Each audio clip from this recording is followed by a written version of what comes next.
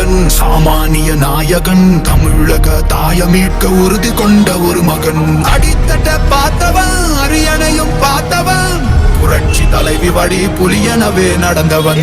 ஏழ வாழ வாழ வைக்க சீறி வந்த திருமகன், ஏழு கலப்ப புடிச்சு மேல ஏறி வந்த தலைமகன். ஏழ வாழ வாழ வைக்க சீறி வந்த திருமகன், ஏழு கலப்ப புடிச்சு மேல ஏறி வந்த தலைமகன்.